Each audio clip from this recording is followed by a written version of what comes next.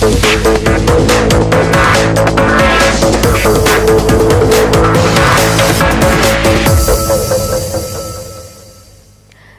আপনারা দেখছেন high news. আমি শ্রীপর্ণা রয়েছে আপনাদের সঙ্গে। শুরু করছি আজকের স্পোর্টস টুডে, আর শুরুতেই দেখে নেব আজকের হেডলাইন্স।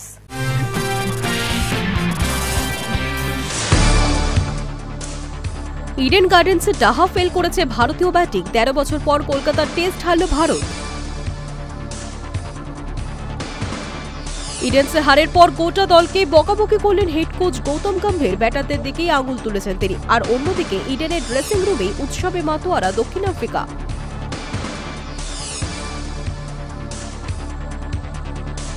হাসপাতাল থেকে ছাড়া পেলেন শুভমান গিল। রবিবার সন্ধ্যায় তাকে হাসপাতাল থেকে ছেড়ে দেওয়া হয়েছে, এমন খবরে স্বস্তি ফিরল ভারতীয় শিবিরে। আর্মেনিয়াকে 9 গোলের মালা। রোনাল্ডোকে ছাড়া নেমেও বিশ্বকাপের টিকিট পেল পর্তুগাল। গুরুত্বপূর্ণ ম্যাচের আগে ইনস্টাগ্রামে আবেগঘন বার্তা রোনাল্ডোর।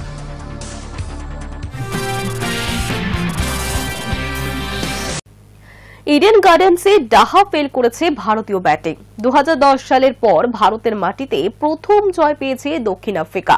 আবার 13 বছর পর কলকাতায় টেস্টে হারল ভারত। এই পরাজয়ের পর চতুর্থ ইনিংসে সর্বনিম্ন স্কোর করা সহ লজ্জার একাধিক নজির গড়েছে ভারত।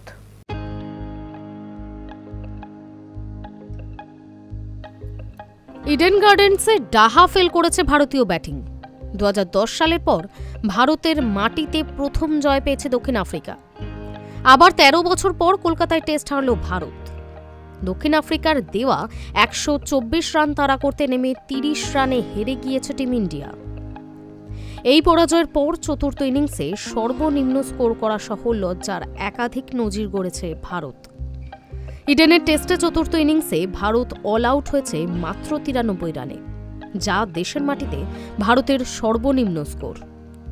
2006 সালে ওয়াংখেড়েতে ইংল্যান্ডের বিরুদ্ধে চতুর্থ ইনিংসে 100 রানে গুটিয়ে গিয়েছিল টিম ইন্ডিয়া। সেই রেকর্ড ইডেনের ঘূর্ণি পিচে স্পিনারদের সামলাতে না পারার ব্যর্থতায় ভেঙে গেল রোববার। তাছাড়াও মাত্র 124 রান তাড়া করতে নেমেও জিততে পারেনি ঋষভ পান্থরা, যা সর্বনিম্ন রান তাড়া করে হারার ক্ষেত্রে দ্বিতীয়। এর আগে 1997 সালে ব্রিজটাউনে ওয়েস্ট ইন্ডিজের বিপক্ষে 120 তাড়া করতে গিয়ে 81 রানে শেষ হয়ে গিয়েছিল ভারতের ইনিংস। তবে ইডেনে হারের পর ইডেনের পিচকে দোষ দিতে নারাজ ভারতীয় দলের হেড কোচ। তিনি স্বীকার করে নিলেন তারা এমন পিচই চেয়েছিলেন। অন্যদিকে দ্বিতীয় সর্বনিম্ন রান ডিফেন্ড করে জয় পেল প্রোটিয়ারা। 1994 সালে সিডনিতে অস্ট্রেলিয়ার সামনে মাত্র 117 রানের লক্ষ্য রেখে জিতেছিল দক্ষিণ আফ্রিকা। আর ইডেনে ভারতের সামনে 124 রানের লক্ষ্য রেখেও জেতার হাসি নিয়ে মাঠ ছেড়েছেন টেম্বা বাভুমারা। দক্ষিণ আফ্রিকার আরও এক নজির হল ভারতের মাঠে সর্বনিম্ন রানের লক্ষ্য রেখে জয় পেয়েছে। তাছাড়াও সেনা দেশের বিরুদ্ধে ঘরের মাটিতে টানা 4 টেস্টে পরাজিত হল ভারত। High News Network.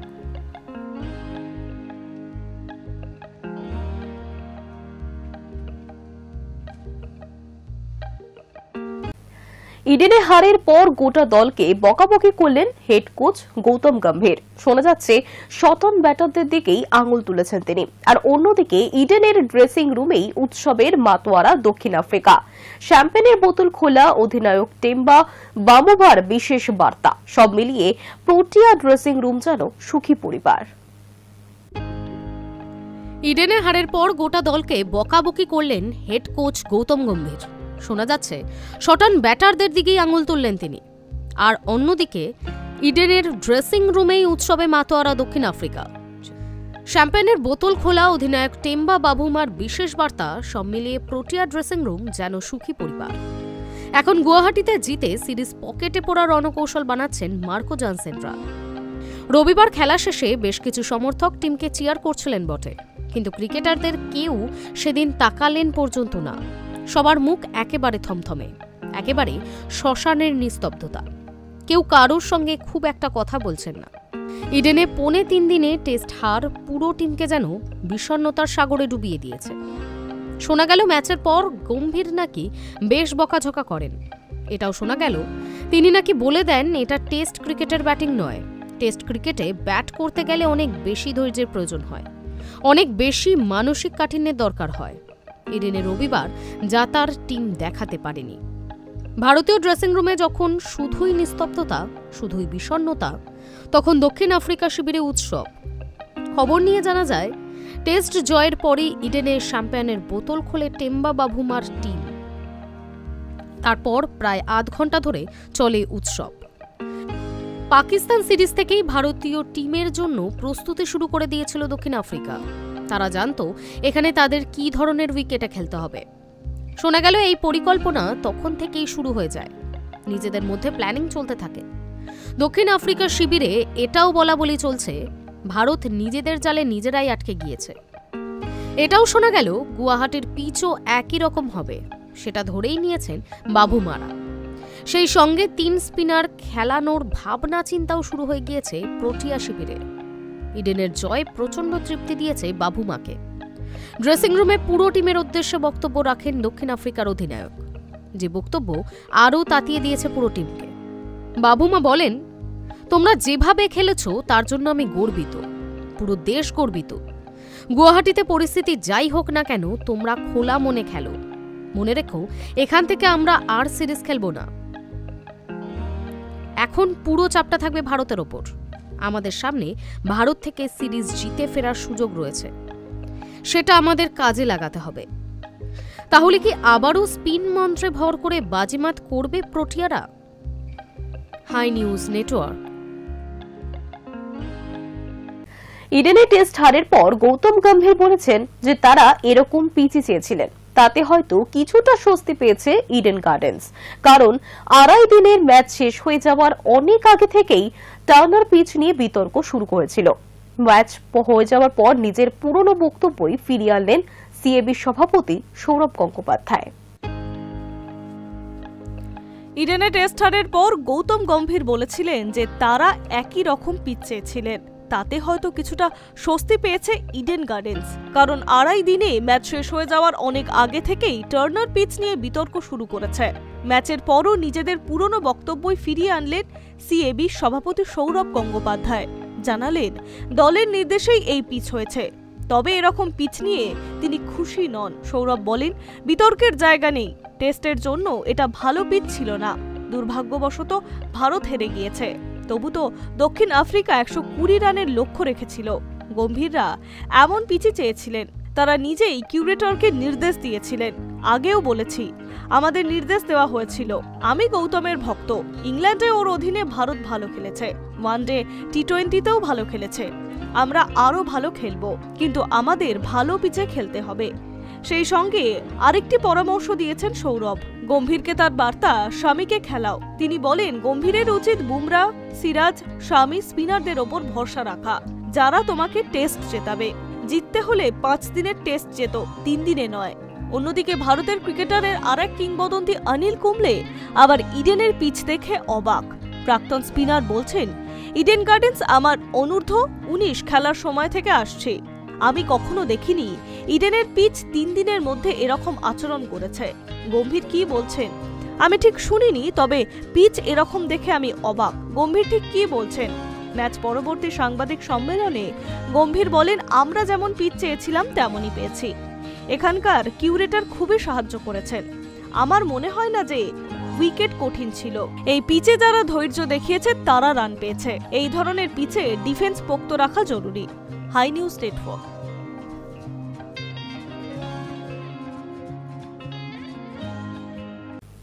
হাসপাতাল থেকে ছাড়া পেলেন শুভমান গিল। ইডেনের দ্বিতীয় দিনের শেষে ইডেন থেকে অ্যাম্বুলেন্স করে উডল্যান্ডের হাসপাতালে নিয়ে যাওয়া হয়েছিল শুভমানকে। ইডেন টেস্টে আর খেলতে পারেননি তিনি। তাকে রবিবার সন্ধ্যায় হাসপাতাল থেকে ছেড়ে দেওয়া হয়েছে। এমন খবরে স্বস্তি ফিরল ভারতীয় শিবিরে। হাসপাতাল থেকে ছাড়া পেলেন শুভমান গিল। এমন খবরে স্বস্তি ফিরল ভারতীয় শিবিরে। ইডেনের দ্বিতীয় দিনের শেষে ইডেন থেকে অ্যাম্বুলেন্সে করে উডল্যান্ডস হাসপাতালে নিয়ে যাওয়া হয়েছিল শুভমানকে। ইডেন টেস্টে আর খেলতে পারেননি তিনি, তবে রবিবার সন্ধ্যায় তাকে হাসপাতাল থেকে ছেড়ে দেওয়া হয়। এমন খবরে স্বস্তিতে ভারতীয় শিবির। এখনো 3 থেকে 4 দিন চিকিৎসার মধ্যে থাকবেন তিনি। চিকিৎসকরা তাকে বিশ্রামের পরামর্শ দিয়েছেন, ঘাড় ঘোরাতে পারবেন না তিনি। এরপর রিহাব শুরু হবে তার। গুয়াহাটিতে গিলকে ছাড়া নামতে হবে ভারতকে। ডক্টর সপ্তর্ষি বসুর তত্ত্বাবধানে শনিবার উডল্যান্ডস হাসপাতালে ভর্তি করা হয়েছিল ভারতীয় টেস্ট অধিনায়ককে, যাকে রবিবার সকাল থেকে ঘাড়ের সমস্যায় ভুগতে হচ্ছিল। যিনি রবিবার ব্যাট করতে নামার পর প্রথম বাউন্ডারি মারার পরই বুঝে গিয়েছিলেন যে ব্যাট করা সম্ভব হবে না। তারপর দীর্ঘ সময় নেক কলার পরে অপেক্ষা করলেও অবস্থার বিশেষ উন্নতি না হওয়ায় গিলকে নিয়ে যাওয়া হয় হাসপাতালে। রবিবার ভারত দক্ষিণ আফ্রিকা টেস্ট শেষ হওয়ার পর গিলকে দেখতে গিয়েছিলেন সিএবি সভাপতি। চিকিৎসকদের সঙ্গে কথাও বলেন তিনি। জানা গিয়েছে দুইজনের মধ্যে 10 থেকে 15 মিনিট কথাও হয়। গিলের স্বাস্থ্য নিয়ে কথা হয় তাদের। এর পাশাপাশি ইডেন টেস্ট নিয়েও কথা হয়েছে দুজনের। রবিবার রাতে মোটামুটি পরিষ্কার হয়ে গিয়েছিল গিলের পক্ষে ইডেন্সের দ্বিতীয় ইনিংসে ব্যাট করা সম্ভব নয়। আগামী 22 নভেম্বর থেকে গুয়াহাটিতে শুরু হতে চলা সিরিজের দ্বিতীয় টেস্টে তিনি মাঠে নামতে পারবেন না। হাসপাতাল সূত্রে জানা গিয়েছে রবিবারের চেয়ে গিলের ঘাড়ের সমস্যার উন্নতি অনেকটাই হয়েছে। সেই কারণেই তাকে হাসপাতাল থেকে ছেড়ে দেওয়া হয়েছে। শনিবার বিসিসিআই এর তরফ থেকে এক্স হ্যান্ডেলে জানানো হয়েছিল শুভমান গিলের ঘাড়ে ব্যথা রয়েছে এবং বিসিসিআই এর মেডিকেল টিম তাকে পর্যবেক্ষণ করছে। চোটের পরিস্থিতি অনুসরণে তার অংশগ্রহণে বিশেষ সিদ্ধান্ত নেওয়া হবে। বোর্ড সূত্রে আরও জানা গিয়েছিল শনিবার সকাল থেকেই ঘাড়ের ব্যথা অনুভব করছেন তিনি। রাতে পুরোটাই সতর্কতামূলক এবং পর্যবেক্ষণের কারণে তাকে আইসিইউতেও রাখা হয়েছিল। তবে রবিবার সন্ধ্যা সমস্ত উদ্রেক কাটিয়ে হাসপাতাল থেকে ছেড়ে দেওয়া হয় তাকে। এখন কিছুটা ফিটনেস রয়েছে, সঙ্গে হালকা যন্ত্রণা। তবে 3 থেকে 4 দিন সমস্যার মধ্যেই থাকবেন তিনি, এমনটাই খবর। High News network. আর্মেনিয়াকে 9 গোলের মালা। রোনাল্ডোকে ছাড়া নেমেও বিশ্বকাপের টিকিট পেল পর্তুগাল। আর্মেনিয়াকে ছত্রভঙ্গ করল পর্তুগাল। আর এই গুরুত্বপূর্ণ ম্যাচের আগে ইনস্টাগ্রামে আবেগঘন বার্তা দিয়েছেন ক্রিশ্চিয়ানো রোনাল্ডো। গত ম্যাচে লাল কার্ড দেখায় CR7কে ছাড়াই আর্মেনিয়ার বিরুদ্ধে মাঠে নেমেছিল পর্তুগাল, কিন্তু তিনি না থেকেও যেন ছিলেন। বিশ্বকাপ নিশ্চিত করতে রবিবার ড্রাগাও স্টেডিয়ামে 1 পয়েন্ট পেতেই হল পর্তুগালকে। এমন একটা গুরুত্বপূর্ণ ম্যাচের আগে আবেগঘন বার্তা দিয়েছিলেন ক্রিশ্চিয়ানো রোনাল্ডো। ইনস্টাগ্রামে লিখেছিলেন, চলো সবসময় আমরা একসঙ্গে থাকব, পর্তুগালও আমাদের পতাকার জন্য। এমন বার্তা পেয়ে আর্মেনিয়াকে ছত্রভঙ্গ করল পর্তুগাল। হ্যাট্রিক করলেন ব্রুনো ফার্নান্দেজ এবং জোয়াও নেভেস। আর্মেনিয়াকে 9 গোল দিয়ে বিশ্বকাপের টিকিট পেল পর্তুগাল। এদিন শুরু থেকে আগ্রাসী মনোভাব নিয়ে নামেন পর্তুগিজ ফুটবলাররা। 7 মিনিটেই এগিয়ে যায় পর্তুগাল। বক্সের বাইরে থেকে অসাধারণ ফ্রি কিক নিয়েছিলেন ব্রুনোর, যা কোনো মতে বাঁচান আর্মেনিয়া গোলরক্ষক। ফিরতি বলে মাথা ছুঁয়ে গোল করেন রেনাতো ভেগা।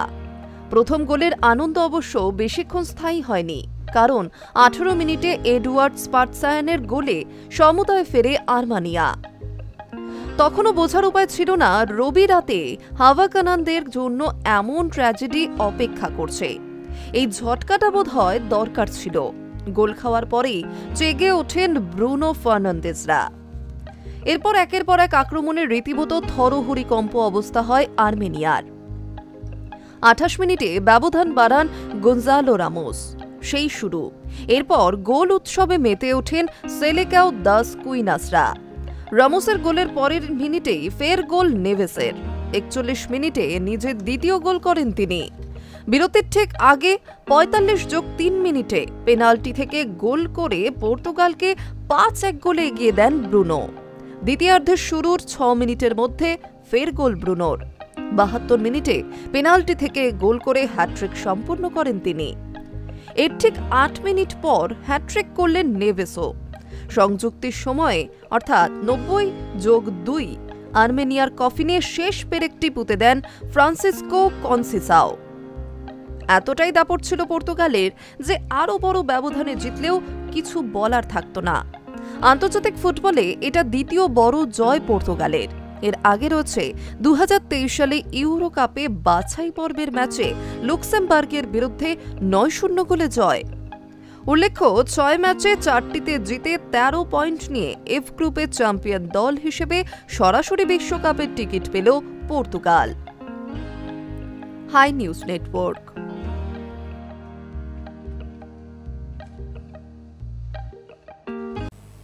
হাল্যান্ডের জোড়া গোলে 28 বছর পর বিশ্বকাপে নরওয়ে, প্লে অফে নামবে ইতালি। বিশ্বকাপের বাছাই পর্বে 16 গোল করেছেন ম্যানচেস্টার সিটির এই গোল মেশিন।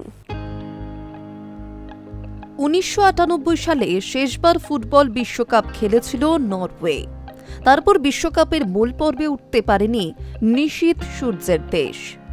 আর্লিং হাল্যান্ডের জোড়া গোলের সৌজন্যে ইটালিকে হারিয়ে দীর্ঘ 28 বছরের খরা কাটিয়ে বিশ্বকাপের টিকিট পেল নরওয়ে। অন্যদিকে পরাজয় টানা তৃতীয়বারের মতো বিশ্বকাপে খেলতে না পারার অনিশ্চয়তায় ডুবেছে ইটালি। গ্রুপ শীর্ষস্থান ধরে রাখার লক্ষ্যে আই গ্রুপের এই ম্যাচে ইটালির বিরুদ্ধে নেমেছিল নরওয়ে। রবিবার রাতে ইউরোপ অঞ্চলের বাছাই পর্বের ম্যাচে নিজেদের ঘরের মাঠে ইটালিকে মাটি ধরিয়ে দিয়ে 4-1 গোলে জয় পেয়েছেন হাল্যান্ডরা। এর ফলে গ্রুপের সমস্ত ম্যাচ জিতে 24 পয়েন্ট নিয়ে শীর্ষে থেকেই বিশ্বকাপ নিশ্চিত করল নরওয়ে। দ্বিতীয় স্থানে থাকা ইটালির পয়েন্ট 18। সরাসরি বিশ্বকাপে পৌঁছাতে না পারলেও এখনও সুযোগ রয়েছে তাদের। আগামী বছরের মার্চে আজ্জোরিদের খেলতে হবে প্লে অফে। তবে সাম্প্রতিক সময় ভালো যাচ্ছে না তাদের। 2018 ও 2022 সালের বিশ্বকাপেও যোগ্যতা অর্জন করতে পারেনি ইটালি। 2026 বিশ্বকাপেও তাদের দেখা যাবে কিনা সেই ব্যাপারেও আশঙ্কা তৈরি হয়েছে। 11 মিনিটে এসপোসিতোর গোলে এগিয়ে গিয়েছিল ইটালি। প্রথমার্ধ জুড়ে আজ্জুরিদেরই দাপট বেশি ছিল। 63 মিনিটে নুসার গোলের সমতায় ফেরে নরওয়ে। 78 মিনিটে হাল্যান্ডের গোলে ব্যবধান বাড়ে। 1 মিনিট পরে ফের স্কোর লাইনে অবদান রাখেন ম্যানচেস্টার সিটির এই গোল মেশিন। দ্বিতীয়ার্ধের যোগ করার সময়ে ইটালির জালে চতুর্থবার বল চড়ান জার্গেন স্ট্যান্ড। বিশ্বকাপের বাছাই পর্বে 16 গোল করেছেন হাল্যান্ড। তাকে নিয়ে স্বপ্ন দেখতেও শুরু করেছেন নরওয়ে সমর্থকরা। High News network.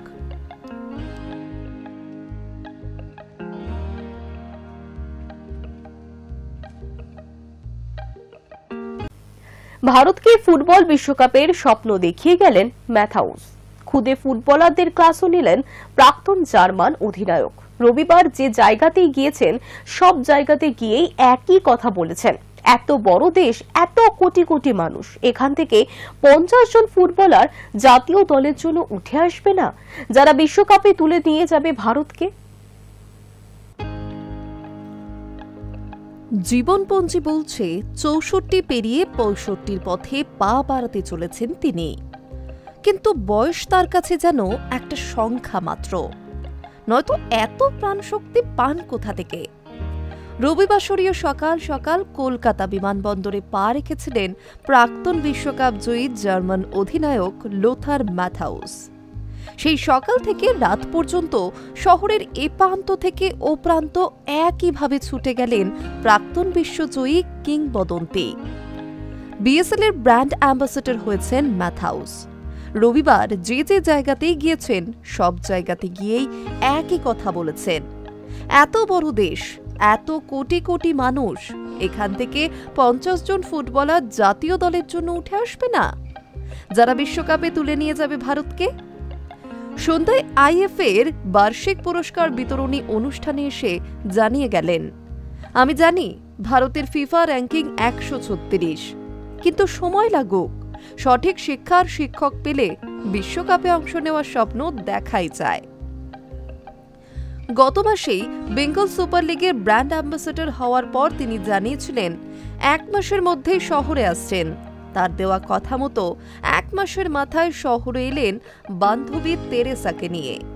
এদিন সকালে যখন কলকাতা বিমানবন্দরে এলেন তখন বেঙ্গল সুপার লিগের উদ্যোক্তা স্রাচিভ স্পোর্টসের কর্তাদের পাশাপাশি বিমানবন্দরের বাইরে ইস্টবেঙ্গল সমর্থকরা লাল হলুদ পতাকা নিয়ে স্বাগত জানিয়েছেন। বিমানবন্দরের বাইরে যখন তিনি আসেন তখন তাকে দেখা যায় লাল হলুদ জার্সি গায়ে। রবিবার সকাল সকাল কলকাতায় পা রেখেই ঘণ্টা দেড়েকের মধ্যে তিনি চলে আসেন সাউথ সিটি ইন্টারন্যাশনাল স্কুলে। সেখানে একটি ফুটবল ক্লিনিকে অংশ নেন তিনি। কলকাতার 10টি নামী স্কুলের প্রায় 150-রও বেশি খুদে ফুটবলার এই ফুটবল ক্লিনিকে অংশ নিয়েছিল। ক্লিনিকে এসে 150 খুদের সঙ্গে যেন মিশে গেলেন ম্যাথাউস। গায়ে LM লেখা বেঙ্গল সুপার লিগের জার্সি। মুখে ওয়্যারলেস মাউথপিস নিয়েই সারা মাঠে ছুটে তালিম দিয়ে গেলেন। এর মধ্যেই খুদে ফুটবলারদের আবদার ছিল সইয়ের, হাসি মুখে সেই আবদারও মেটালেন তিনি। তার আগে অবশ্য দীর্ঘক্ষণ মাস্টার ক্লাস করালেন এই খুদেদের। এরপর মধ্যাহ্নভোজের পর সেখানেই শহরের কিছু বাছাই করা সংবাদ মাধ্যমের সঙ্গে কথা বলেন ম্যাথাউস। সেখান থেকে গেলেন কলকাতা পুলিশের একটি অনুষ্ঠানে। সেই অনুষ্ঠানে ছিলেন কলকাতা পুলিশ কমিশনার মনোজ ভার্মা। কলকাতা পুলিশের অনুষ্ঠান শেষ করে সেখান থেকে টাউন হল ছুটলেন। তখন সূর্য পশ্চিমে ঢলেছে। টাউন হলে যোগ দিলেন আইএফের পুরস্কার বিতরণী অনুষ্ঠানে। সেখানে এসে হাসি মুখে সফল কোচ ফুটবলারদের হাতে পুরস্কারও তুলে দিলেন ম্যাথাউস। সদ্য জাতীয় সাব জুনিয়র ফুটবলে চ্যাম্পিয়ন বাংলার ফুটবলার, BC রায় ট্রফি চ্যাম্পিয়ন দলের ফুটবলার ও সিনিয়র ন্যাশনাল মেয়েদের বাংলা দলকে উৎসাহ দিয়ে গেলেন তিনি। কিন্তু এই অনুষ্ঠানে ক্রীড়ামন্ত্রীর সঙ্গে দেখা হয়নি ম্যাথাউসের। তবে এখান থেকে যখন তিনি সল্টলেকের হকি স্টেডিয়ামে ব্যাটন কাপের ফাইনালে উপস্থিত হলেন, ক্রীড়ামন্ত্রী অরূপ বিশ্বাসের সঙ্গে দেখা হলো তার। সেখানে উপস্থিত ছিলেন মন্ত্রী সুজিত বসুও। ব্যাটন কাপ থেকে ম্যাথাউস রাতে যোগ দিলেন আরও একটি অনুষ্ঠানে। সেখানে সঙ্গীত শিল্পী অনুপম রায় তাকে গান শোনান। এই অনুষ্ঠানে তাকে দেখা গেল বাঙালি পোশাক ধুতি পাঞ্জাবিতে। Hi News network.